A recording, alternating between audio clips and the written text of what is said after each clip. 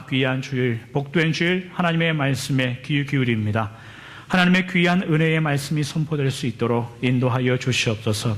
하나님, 부족한 죄인들이 어찌하여 하나님의 말씀을 전부 다 헤아리고 감당할 수 있겠습니까? 이 시간에 오직 하나님의 은혜만 구합니다. 부족한 것 모두 십자가의 뒤로 감춰주시고 하나님께서 우리에게 먹이시는 귀한 꼴을 먹는 시간 될 수 있도록 축복하여 주시옵소서. 귀하신 예수님의 이름으로 기도하옵나이다. 아멘. 앞뒤 좌우로 인사하고 한번 시작하도록 하겠습니다. 안녕하십니까? 네. 손혜수 성도님 참 반갑습니다. 네. 자꾸만 이렇게 저에게 반사되어 오는 이 빛의 양이 제가 기도의 제목 중에 하나입니다. 이종희 집사님 감기가 아직도 목이 낫지 않았는데 그래도 오늘 거동해 주셔서 함께 예배드려서 감사합니다. 어느 날 닭과 돼지가 함께 교회를 갔습니다. 근데 그날 목사님의 설교 내용이 이웃을 내 몸과 같이 사랑해야 됩니다. 이런 설교 제목이었어요. 거기에 이 닭과 돼지가 너무 은혜를 받은 거예요. 그러니까 예배 후에 이 돼지가 닭에게 이렇게 말합니다. 닭님, 우리가 어떻게 불우한 이웃을, 어려운 이웃을 돌아볼 수 있을까요? 둘이 닭하고 돼지하고 심각하게 이제 고민을 하는 거죠. 한참 고민 후에 닭이 이렇게 이야기합니다. 돼지님, 우리 이렇게 합시다. 우리가 할 수 있는 거 합시다. 그런 거예요. 뭘 할까요? 내일 이 자리에 다시 모입시다. 그래서 계란하고 햄을 불쌍한 자들에게 나눠줍시다. 그러는 거예요. 이게 원래 웃어야 되는 타이밍이거든요. 그래서 그 다음날 닭이 한쪽에 계란을 돌고 오고 또 한쪽에는 햄을 가지고 불우한 이웃에게 갑니다. 저는 아직도 이게 웃긴 이야기인지 심각한 이야기인지 저는 아직 잘 모르겠어요. 이렇게 이해하시면 돼요. 이게 무슨 내용이냐면 닭에게 있어서 계란은 매일마다 나오는 거잖아요. 오늘 도와주면 내일 또 날 수 있는 거고. 근데 돼지에게 햄은 뭡니까? 이 죽어야 나오는 거예요. 돼지가 계란하고 햄 갖다 줍시다 얘기했을 때 돼지가 얼마큼 고민했을까요? 그리고 돼지가 그렇게 합시다 라고 말하는 것은 닭이 말한 것과는 다를 거예요. 그죠? 돼지에게 있어서 햄은 모든 것을 다 내려놔야 한 번 나오는 거예요. 근데 그걸 이 돼지가 결정합니다. 많은 여러 개 중에 하나가 아니라 그것밖에 없는 거죠. 하나님과 신앙을 성도와의 관계에서도 한번 이야기해 볼 수 있죠. 하나님을 사랑하는 그 믿음과 마음이라는 것이 내가 사랑할 수 있는 여러 개 중에 한 가지를 선택한 건가? 아니면 오직 하나님인가? 우리에게 진지하게 물어볼 필요가 있죠. 말라기 1장 10절에 하나님이 심지어 이런 말도 해요. 이스라엘 백성들이 하도 우상을 섬기다가 안식일 되면 와서 제사를 드리고 우상에게 드렸던 그 제물을 다시 싸가지고 와서 하나님 앞에 제사를 또 드리고 이러니까 말라기 1장 10절에 하나님이 뭐라고 이야기하냐면 난 너희들의 그렇게 마음 없는 예배 도저히 밟기 싫다. 이제 누가 너희 중에 성전문을 좀 닫을 사람이 있으면 좋겠다. 성전문을 좀 닫아서 아무도 못 들어오게 해라. 차라리 그런 하나님의 한탄 섞인 목소리가 나옵니다. 여러 가지 믿는 구석 중에 하나님이 한 가지가 될 것인가? 아니면 하나님만 믿을 것인가? 내가 여러 가지 의지할 것 중에 한 가지가 하나님이 될 것인가? 아니면 하나님만 의지할 것인가? 이것이 신앙과 믿음의 싸움이 아니겠습니까? 오늘 저희가 여호수아 24장까지 왔는데 오늘 드디어 마지막 장이고 마지막 본문입니다. 여호수아 24장은 여호수아가 죽기 전에 마지막으로 110세에 돌아가시는데 죽기 전에 마지막으로 온 이스라엘 백성들을 다 불러 모은 장면이에요. 그리고 마지막 유언과도 같은 설교를 하시는 장면이에요. 근데 24장 1절에 보니까 온 이스라엘을 세겜 땅으로 다 불러 모은다. 세겜 땅. 우리가 여호수아 24장까지 오면서 가나안에는 이스라엘 백성들에게 중요한 지명들이 몇 가지씩 나와요. 예를 들면 길갈, 5장, 요단강을 건너는 4장과 5장에 보시면 요단강을 건너서 첫 번째 가나안 땅으로 들어왔죠. 그리고 거기에 요단강에서부터 12개의 돌들을 주워와서 거기에 12개 돌 기둥을 세우지 않습니까? 4장, 5장의 내용이에요. 기억나셔야 됩니다. 기둥을 세워서 너희들의 후손들에게 이게 뭐냐고 묻거든 하나님이 요단강을 말리셔서 우리가 마른 땅을 밟고 여기까지 왔음을 꼭 대대 후손에게 알려줘라. 그렇게 기념해서 세운 거 아닙니까? 그리고 거기에 회막과 언약궤를 지어서 최초의 본진을 삼습니다. 그래서 항상 전쟁에 나가면 정쟁이 끝나면 길갈로 다시 돌아왔어요. 여호수아가. 그 길갈이라는 지역이 있고 두 번째는 모든 여호수아 18장에 가면 모든 이스라엘의 정복이 전쟁이 끝난 이후에 길갈에 있던 성막하고 언약궤하고 모든 본진이 18장에 가면 실로라는 지역으로 돌아오죠. 실로는 가나안 땅의 중심이라고 우리가 그때 살펴봤었죠. 그 실로에서 12지파의 땅을 배분하는 일을 합니다. 여호수아가. 그리고 거기에 회막을 지어서 영적인 중심을 삼아요. 그게 이제 실로라는 지역이었어요. 여러분들이 저를 지금 그런 내용이 있었나 가물가물거리는 눈빛을 절 쳐다보지만 우리가 다 나눴던 내용들이에요. 근데 오늘 본문의 여호수아가 세겜이라는 데로 온 이스라엘을 불러 모은단 말이죠. 이 세겜이라는 지역에는 뭐가 있었는가? 우리가 8장 31절에 여러분들이 기억하시는지 모르겠습니다. 여리고를 함락시키고 아이성을 함락시키고 그 다음에 8장 31절에 가면 여호수아가 이스라엘 데리고 세겜 땅에 있는 한 산으로 올라갑니다.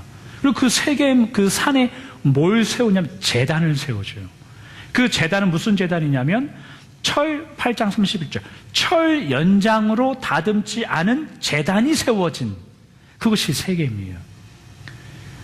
철 연장으로 다듬지 아니하였다는 우리가 그 8장 나눌 때 살펴본 바대로 하나님을 향한 믿음과 신앙이라는 것이 우리가 보기에 좋은 대로 꾸미거나 연장질을 하거나 그럴듯하게 만들어서 주님 앞에 드리는 것이 믿음이 아니라 하나님이 바라시는 것은 거짓 없는 거예요. 사람의 모양으로 가공하지 않는 거예요. 우리가 생각할 때 그럴듯하게 만들어서 가면 쓰고 나오는 게 아니라 그냥 벗은 모습 그대로 나오는 거예요. 가면 벗고 나오고 있는 모습 그대로 나와라. 그게 연장을 대지 않은 제단이 있는 곳인데 그것이 세겜이었어요. 근데 온 이스라엘 백성들을 여호수아가 그 세겜으로 불러 모읍니다. 불러 모은 이후에 여호수아가 그들에게 뭐라고 이야기하냐면 오늘 보면 14절, 15절입니다. 그러므로 이제는 여호와를 경외하며 온전함과 진실함으로 그를 섬기라. 너희의 조상들이 강 저쪽과 애굽에서 섬기던 신들을 치워버리고 여호와만 섬기라. 만일 여호와를 섬기는 것이 너희에게 좋지 않게 보이거든 너희 조상들이 강 저쪽에서 섬기던 신들이든지 또한 너희가 거주하던 땅에 있는 아모리 족속의 신들이든지 너희가 섬길 자를 오늘 택하라. 오직 나와 내 집은 여호와를 섬기겠노라 하니. 구약 성경에서 굉장히 유명한 구절 중에 하나죠. 나와 내 집은 하나님을 섬기겠다. 여호수아가 이스라엘 백성들에 말합니다. 너희들 하나님 섬길래 우상 섬길래 반드시 하나 택해라. 이 말은 이스라엘 백성들이 지금 선택권을 가지고 있다는 뜻은 아닙니다. 하나님을 섬기는 게 좋아 보이면 일로 가고 우상을 섬기는 게 좋아 보이면 일로 가라. 그런 말이 아니라 우리가 지난주에 23장을 할 때 나눴던 것처럼 협박하는 겁니다. 협박. 하나님을 선택해라. 그거죠. 하나님만 선택해라. 그겁니다. 우리 자식들에게 너 이거 안 하면 진짜 너 끝장을 내버린다 아빠가. 그런 표현하고 똑같은 거예요. 그랬더니 오늘 보면 16절에 이스라엘이 뭐라고 대답하냐면 선택이라니요. 당연히 하나님이죠. 그 말을 하는 거예요. 아니 우상이라니요. 당연히 하나님 선택할 겁니다. 그렇게 이스라엘 대답한 거예요. 그랬더니 지금 이스라엘도 당황할 뿐만 아니라 읽는 우리들도 당황할 수 있는 대답을 여호수아가 해요. 오늘 보면 19절이에요. 뭐라고 대답하냐면 여호수아가 백성에게 이르되 너희가 여호와를 능히 섬기지 못할 것은 그는 거룩하신 하나님이시요 질투하시는 하나님이시니 너희의 잘못과 죄들을 사하지 아니하실 것입니다. 하나님 회개한다니까요. 하나님 우상이 아니라 하나님 선택하겠습니다. 그렇게 이스라엘이 말하는 거예요. 근데 여호수아는 미안하지만 너희들 다 안 되겠다 얘들아. 그렇게 말하고 있는 거예요. 너희들의 죄는 도저히 하나님이 사하시지 못하겠다. 그렇게 대답하는 거죠. 쉽지 않은 본문이에요. 여호수아는 한 많은 의도는 뭐고 도대체 왜 이스라엘은 거부당하고 있는가 그거예요. 그것이 우리가 오늘 살펴볼 내용인데 여러분 저는 개인적으로 간증하는 것을 이렇게 조심하는 편입니다. 왜냐하면 모든 간증이 다 좋죠. 하나님의 은혜이고 좋아하는데 오늘 제가 좀 간증하려고 그래요. 근데 간증은 언제나 개인적이에요. 그리고 늘 은혜가 되지만 모든 간증은 거의 대부분이 어떤 한 사람이 잘하고 믿음이 좋았을 때 주신 하나님의 은혜가 아니라 못나고 부족했을 때 주었던 하나님의 은혜죠. 부족하고 연약했을 때. 그러니까 어디 가서 자랑할 것이 삐죽삐죽 거릴 것밖에 없어요. 그래서 저는 간증하는 것을 좀 조심히 하는 입장이에요. 그리고 간증이라는 것이 한 개인에게 하나님이 주신 특별한 은혜이기 때문에 이것이 모든 사람에게 동일하게 적용되어지는 보편화, 일반화가 될 수 없어요. 그래서 간증하는 걸 조심하셔야 돼요. 그런데 제가 여호수아 24장을 좋아하는 이유가 제가 처음 그 예수님을 만났던 그 장면이 여호수아 24장하고 똑같아요. 저는 여호수아 24장을 이 장면을 잊을 수가 없어요. 항상. 저는 모태신앙은 아닌데 어릴 때부터 이제 교회를 다녔습니다. 교회를 다니면서 항상 기도하시는 부모님 옆에 이렇게 쪼그려 앉아 있었어요. 수요 예배도 가도 이렇게 앉아 있고 항상 어머니가 기도를 끝나야 집에 가는 거고 그 당시 옛날 교회가 무슨 교육관이 어디 있고 놀이터가 어디 있습니까? 그냥 예배당 하나 있고 옆에 목사님 사택 그것도 딸려 있는 방 사택 하나 있는 거예요. 그냥 거기서 그 부모님 기도 끝날 때까지 기다리고 철야 예배 때도 그냥 가서 새벽 1시고 2시고 기도 끝날 때까지 기다리다가 끝나면 같이 오고 그런 거였죠. 옛날 다 걸어서 다녀야 되니까 차 타고 다니는 게 아니라 저녁에 해 떨어지면 무서우니까 같이 가는 거죠. 항상 부모님이 기도하시는 걸 보고 자라왔기 때문에 저도 어릴 때부터 기도를 하면 그렇게 눈물이 나요. 어린이를 이렇게 되면 갑자기 자랑이 되는데 자랑으로 듣지 마시고 오해하지 마십시오. 어린 나이부터 기도를 하면 항상 눈물을 흘리는 거예요. 그러니까 회개하면 항상 눈물을 흘리는 거예요. 그러니까 심지어 제가 항상 회개 기도할 때마다 눈물을 흘리면 저희 어머님이 그랬어요. 저놈이 뭐 알구나 저러는 건가. 이제 그런 말 하시고 저 녀석은 눈이 크니까 눈물이 그냥 잘 새나 보다. 그런 말을 이제 표현했던 것도 기억나긴 하네요. 그러니까 아직 신앙이나 믿음이 자라나지 못한 어린 아이가 꼬마애가 그 어릴 때부터 기도할 때마다 하나님 죄송합니다 회개를 하고 회개할 때마다 눈물 흘리면서 기도하고 이런 일들이 굉장한 축복처럼 생각하고 여겼었죠. 왜냐하면 그 나이와 그 시절에는 경험하기 힘든 거죠. 만약에 그때가 제 중학생 시절이었는데 만약에 중학생인 우리 제 아들이 지금 10살인데 은호가 만약에 은호가 제 옆에서 아버지 하면서 막 눈물 흘리면서 기도하면 제가 아마 깨울 거예요. 아마 정신 차려. 그러지는 않겠지만 그런 거 쉽지 않은 경험이죠. 그때만 기도만 하면 눈물이 나요. 근데 이 회개 기도하면 눈물이 나는 이게 그 나이에는 어떤 신앙으로 이렇게 갔냐면 잘 잡아주는 분이 옆에 있는 게 그래서 중요한 거예요. 어떻게 가냐면 하나님은 내가 눈물 흘리면서 회개 기도하면 감동하신다. 글로 가는 거예요. 더 나가면 하나님은 내가 눈물 흘리면서 회개 기도하면 나의 어떠한 죄든지 용서해 주실 것이다. 그쪽으로 가는 거예요. 질문 한번 해보죠, 여러분. 회개하면 용서해 주신다. 이게 맞는 말입니까? 틀린 말입니까? 회개하면 용서해 주신다. 이게 맞는 말입니까? 틀린 말입니까? 아니, 왜 대답을 못 하세요? 이게 주일학교 때부터 여러분 다시 가셔야 돼요, 그러면. 맞는 이야기예요. 이게 제가 꼭 이렇게 진지하게 물어보면 무슨 다른 대답이 있을 줄 알고 대답을 안 하세요. 용서하면, 회개하면 용서해 주는 거죠. 당연한 거죠.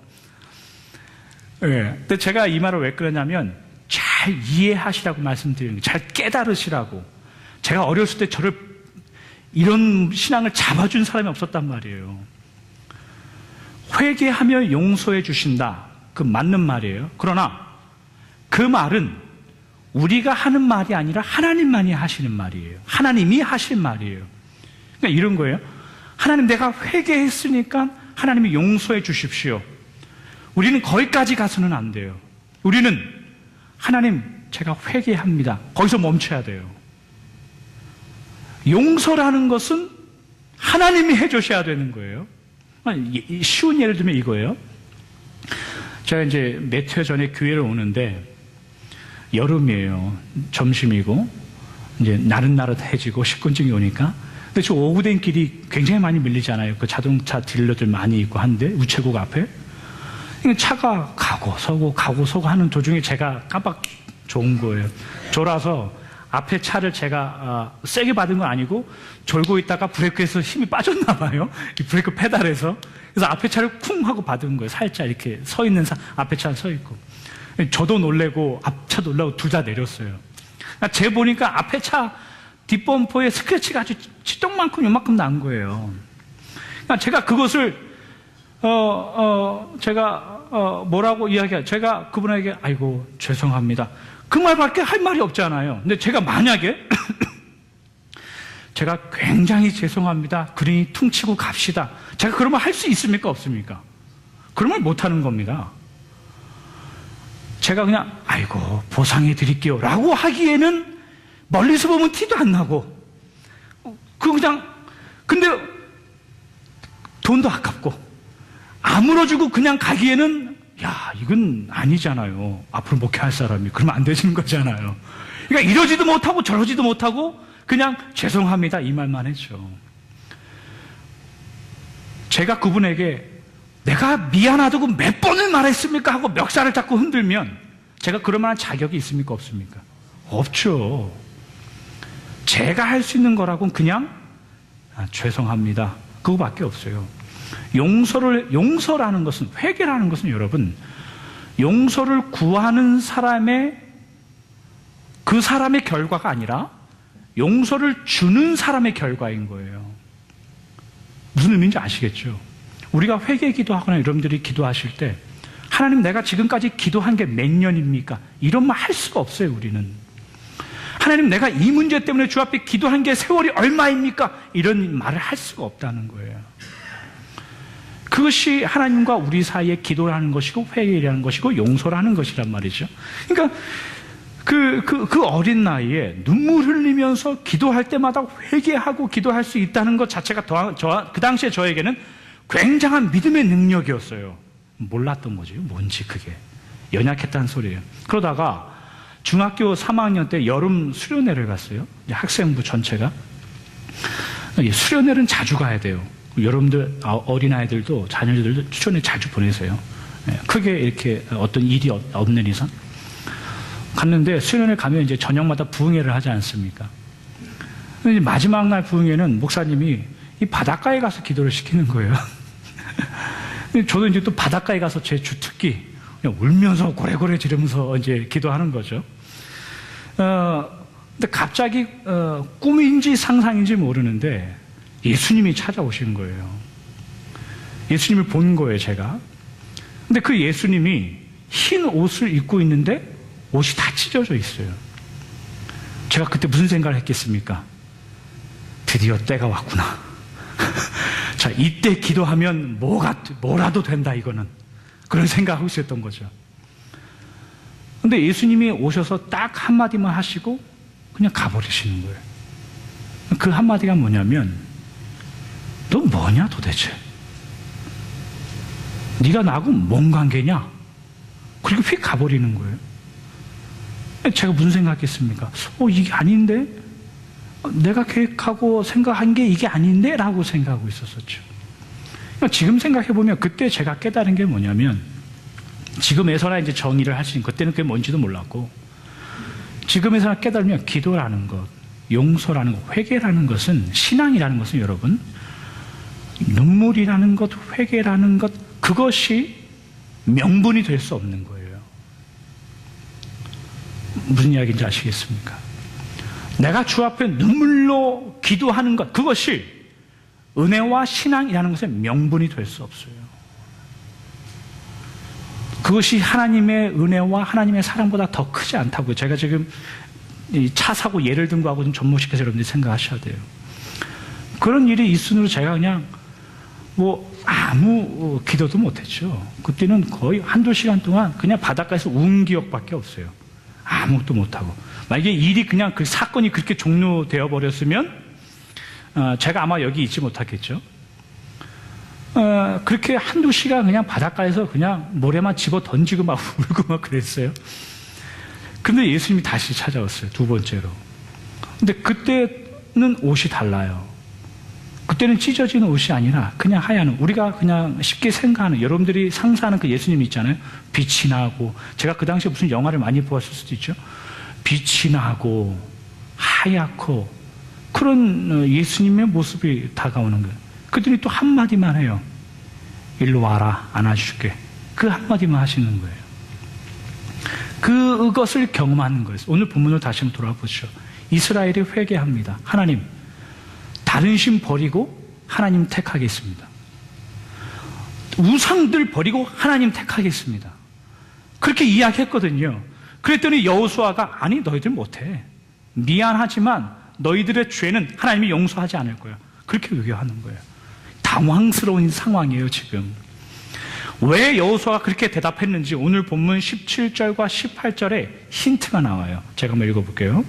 이는 우리 하나님 여호와께서 친히 우리와 우리 조상들을 인도하여 애굽 땅 종되었던 집에서 올라오게 하시고 우리 목전에서 그 큰 이적들을 행하시고 우리가 행한 모든 길과 우리가 지나온 모든 백성들 중에서 우리를 보호하셨음이며 여호와께서 또 모든 백성들과 이 땅에 거주하던 아모리 족속을 우리 앞에서 쫓아내셨으므로 그러므로 우리도 여호와를 섬기리니 그는 우리 하나님이심이니이다 하니라. 이스라엘이 하나님을 따르겠다, 하나님을 선택하겠습니다 하는 이유들을 한번 자세히 보십시오. 하나님이 어떠한 기적을 우리에게 베푸셨습니다. 하나님이 어떠한 일을 우리에게 하셨습니다.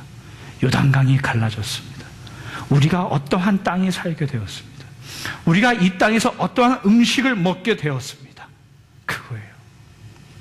하나님이 이스라엘이 회개하며 하나님을 선택한 이유는 하나님 편에 있는 것이 다른 잡신들을 섬기는 것보다 더 좋아 보입니다. 하나님. 그래서 가는 거예요. 다른 것보다 하나님이 더 좋아 보여서 이쪽으로 오겠습니다 이거예요. 그들이 지금 다른 것들을 버리고 하나님을 선택하겠습니다. 그것은 하나님만이 있었습니다. 하나님만 있습니다가 아니라 교회를 나오는 것이, 믿음과 신앙을 가지고 있다는 것이 고상해 보이니까. 다른 종교들처럼 후루루 떠는 거 안 하고 주일마다 넥타이 매고 양복 입고 교회 나오니까 고상해 보이니까, 그것이 더 좋아 보이니까 그렇게 나오는 거예요. 이스라엘 백성들에게 있어서 여러분, 신앙이라는 게 뭐가 됐냐면 하나님 앞에 있는 것이 되지 않았어요. 명분이 되세요. 명분. 제가 이것 때문에 하나님을 선택하겠습니다. 그 명분이 됐단 말이에요. 이거를 먹을 수 있어서 하나님을 선택하겠습니다. 명분이 됐단 말이에요. 뭐 하면 이렇게 해준다고 했으니까 하나님을 택하겠습니다. 명분이 됐단 말이에요. 그 이스라엘에게 여호수아가 미안하지만 너희들은 안 되겠다, 그런 말을 한단 말이죠. 오늘 보면 19절에 거룩하신 하나님, 질투하신 하나님, 그 하나님이 이스라엘 백성들에게 원하시고 요구하시는 것은 명분과 허울이 아닙니다. 하나님 앞이라는, 오직 주님 앞이라는 그거 한 가지만 요구하고 있는 겁니다. 그거 한 가지만 하나님이 바라시는 것이죠. 이스라엘은 왜 그들이 세겜 땅에 모여 있는지 아직도 몰라요. 길갈이 아니라, 실로가 아니라 왜 세겜에 그들이 모여 있는지 아직도 몰라요. 하나님께서 그들에게 원하시고 요구하시는 것은 쇠 연장으로 다듬지 아니한 돌로 세워진 제단이 앞에 있단 말이죠. 하나님이 여러분들에게 요구하시는 믿음과 신앙이라는 것은 우리가 보기에 옳은 것, 망치질 해서 하나님 앞에 그럴듯한 것을 포장해서 드리는 것이 아니라 거짓 없이, 꾸밈 없이 가면 쓰지 마시고 하나님과 연합되는 거예요. 그것이 하나님이 원하시는 믿음이고 그것이 신앙입니다. 지난주 23장을 저희가 살펴볼 때에 여호수아가 이스라엘의 지도자들에게 마지막 설교하는 내용이 23장인데 23장의 결론이 뭐였습니까? 23장 11절이었죠. 하나님을 사랑해라. 지금 24장에 온 이스라엘을 불러 모아놓고 여호수아가 하는 마지막 핵심도 결론도 똑같습니다. 23절. 너희의 마음을 너희의 하나님께 향해라.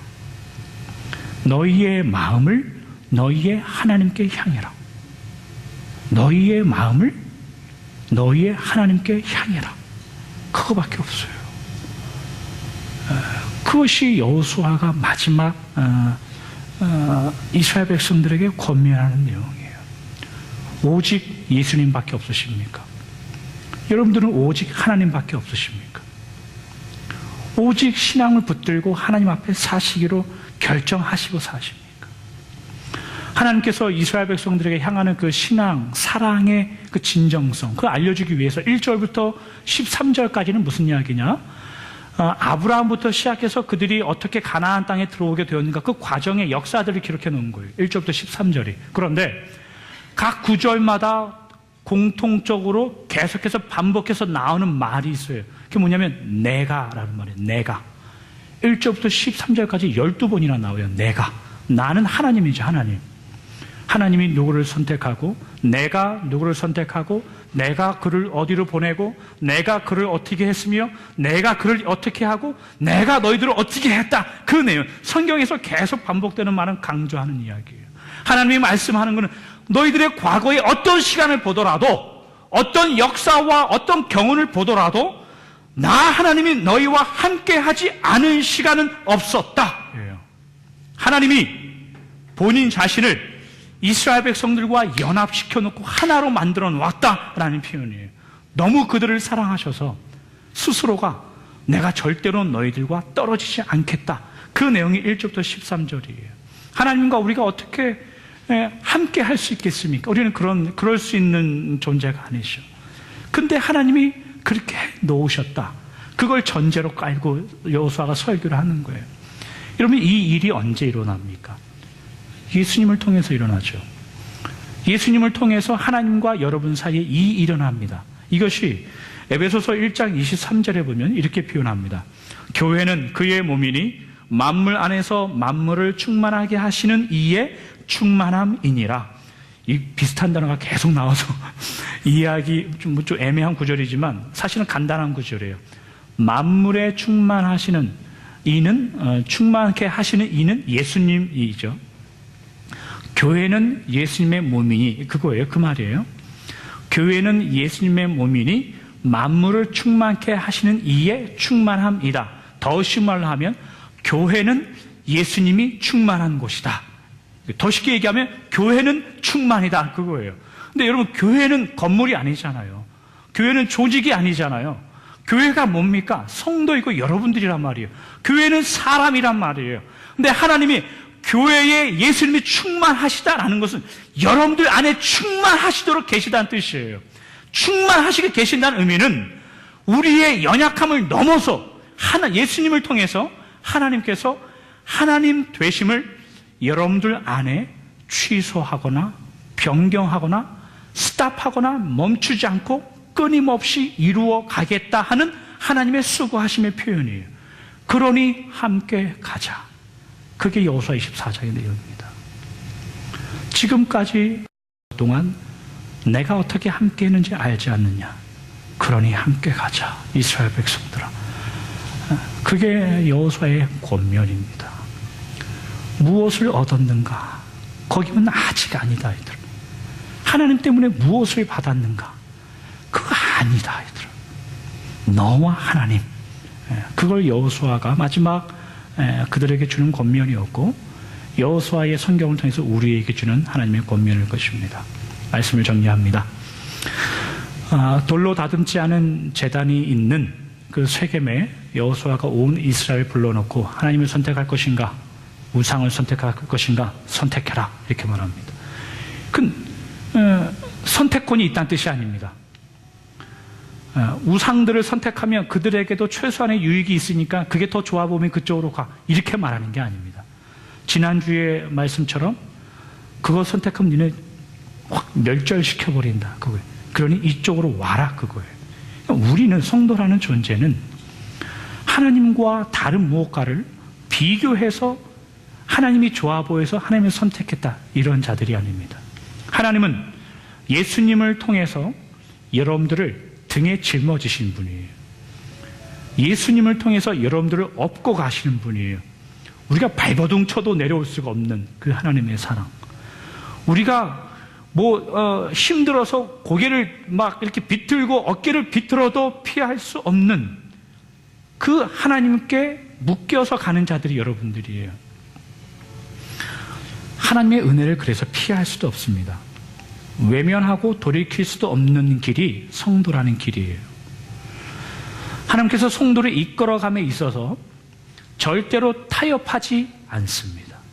이 타협이란 단어도 여러분 우리가 쓰는 단어가 아니라 하나님 사용하시는 단어예요. 타협이라는 것은 보통의 의미는 우리가 더 좋은 길을 위해서 내 일부를 포기하고 다른 것과 연합하는 거잖아요. 근데 우리가 세상과 타협하는 것이 내 좋은 믿음과 신앙을 가기 위해서 세상과 타협하는 것입니까? 아니죠. 그건 그냥 죄 짓는 거예요. 타협한다는 뜻이 아니에요. 하나님이 타협하지 않으신다. 타협은 하나님만 쓰시는 단어인데 하나님이 성도들을 성도답게 만들어 가기 위해서 그 방법을 세상과 타협해서 우리를 이끌어 가십니까? 아니죠. 하나님의 독자적인 방법으로만 이끌어 갑니다. 그래서 세상과 타협하지 않아요. 하나님은 타협하지 않기 때문에 신앙생활은 두려운 거예요. 징벌받고 죄 지으면 벌받고 징벌받고 멸절당할까 봐 두려운 게 아니에요. 그런 의미가 아니에요. 경외한다는 의미는, 두렵다는 의미는 우리는 여전히 이 땅에 살아가죠. 하나님은 이 땅에 사는 여러분들을 하나님의 자녀답게 이끌어 가기 위해서 절대 타협하지 않겠다는 거예요. 근데 우리는 이 땅에 살아가기 때문에 여전히 필요가 있단 말이에요. 여전히 이 땅에 있기 때문에 필요한 것이 있단 말이에요. 여전히 이 땅에 있기 때문에 우리가 원하고 구하는 것이 있단 말이에요. 그러나 하나님은 때로는 타협하지 않기 때문에 하나님의 자녀답게 우리를 이끌어가기 위해서는 이것들을 없애버리기도 한단 말이죠. 그래서 타협하지 않는다는 거예요, 하나님은. 근데 우리는 이게 없어지면 이 땅에 있기 때문에 힘들죠. 그래서 힘들다는 거지 징벌 받을까 봐 힘들다 이런 의미가 아닙니다. 타협하지 않는 그 하나님의 사랑이 여러분들을 반드시 이끌어 갈 것이라는 것을 고린도 후서 1장 20절에는 이렇게 말해요. 제가 한번 읽어드릴게요. 하나님의 약속은 얼마든지 그리스도 안에서 예가 되니, 예스라는 단어입니다. 예가 되니 그런즉 그로 말미암아 우리가 아멘하여 하나님께 영광을 돌리게 되느니라. 하나님의 사랑이 예수님을 통해서 예가 되나니, 이 말은 하나님의 우리를 향한 사랑이 예수님의 십자가 구속으로 인하여 절대로 실패될 수 없다라는 뜻이에요. 언제나 예가 되나니, 그 말은 실패될 수 없다라는 뜻이에요. 그것이 여러분들이라니까요. 예수님 때문에 여러분들은 절대로 실패하는 길로 가지 않습니다. 우리가 생각할 때 실패라고 생각하는 길은 있을 수도 있어요. 그러나 하나님 편에서는 여러분들은 절대 놓지 않기 때문에 실패되는 길로 여러분들이 갈 수가 없어요. 그것을 예수님의 십자가로 확증하신 거 아닙니까? 그래서 우리는 예수님을 통해서 언제나 하나님의 사랑이 예가 되기 때문에 우리는 뒤에서 아멘하여 감격할 수밖에 없다. 그게 이 구절이에요. 하나님의 사랑이 예수님 때문에 변치 않기 때문에 우리는 아멘 할 수밖에 없다. 그러니 여러분, 아멘 할 수 없는 상황 중에서도 아멘 하여 사십시오. 그것이 하나님과 여러분과의 관계입니다. 수긍할 수 없는 하나님, 제가 수긍할 수 없습니다. 이런 과정들은 제가 하나님을 도저히 믿기 힘듭니다. 의지하기 힘듭니다. 그런 과정들이 있잖아요. 그 가운데 그냥 아멘하여 사십시오. 반드시 예스, 예가 될 겁니다. 아들을 독생자를 보내신 그 하나님이 뭐라도 안 하겠느냐. 이게 로마서 8장의 결론 아닙니까? 돌아오는 한 주, 또 여러분의 남은 인생들, 하나님의 사랑, 다른 많은 것 중에 하나가 아니라 하나님만 의지하고 사시는 여러분들 되시길 주님의 이름으로 축원합니다. 기도하겠습니다. 주님 감사합니다. 여호수아 24장의 결론을 내렸습니다. 하나님, 이스라엘 백성들이 가나안 땅에 삽니다. 그러나 여전히 우상이 가득합니다. 그들이 우상을 버리고 하나님을 섬기겠습니다, 이렇게 고백하지만 너희들은 그럴 수 없다고 모든 일을 그르칩니다. 하나님께서 매정하신 것이 아니라 그들이 하나님에 대해서 오해하고 있었기 때문입니다. 우리가 하나님을 붙잡고 하나님을 의지하는 것은 하나님으로부터 무엇을 받고 무엇을 얻고, 그것이 아니라 우리를 하나님의 자녀답게, 우리를 하나님의 그리스도의 신부로 이끌어 가시는 하나님의 은혜와 사랑 때문인 것을 우리가 압니다. 하나님, 이 믿음이 우리의 인생 전체에 깨달아질 수 있도록 인도하여 주시옵소서. 때로는 신앙생활을 하다가, 우리 믿음의 인생을 살다가 아멘하여 순종할 수 없는 그런 여러 가지 일들을 만납니다. 하나님은 그 가운데 하나님께서 예수님을 통하여 그 사랑을 확증하시고 우리에게 보여주셨사오니 우리가 아멘하여 감사하여 그 길로 걸어갈 수 있도록 인도하여 주시옵소서. 때로는 감당할 수 있는 힘이 있기도 합니다. 그러나 감당할 수 없을 때도 있습니다. 아버지, 앞으로 달려갈 때도 있습니다. 그러나 넘어져서 고개를 들 수 없어서 주 앞에 눈물로 기도할 수밖에 없는 그런 믿음의 인생들도 있습니다. 하나님, 귀한 모든 성도님들 가정과 아버지 그 마음과 그 믿음을 헤아려 주셔서 주님께서 참으로 내 자녀답게 이끌어 가시는 하나님의 마음의 진정성과 그 하나님의 변치 않는 사랑의 진정성을 마음 깊은 곳에 품고 살아가는 우리 모두가 될 수 있도록 함께하여 주시옵소서. 좋으신 예수님의 이름으로 기도하옵나이다. 아멘.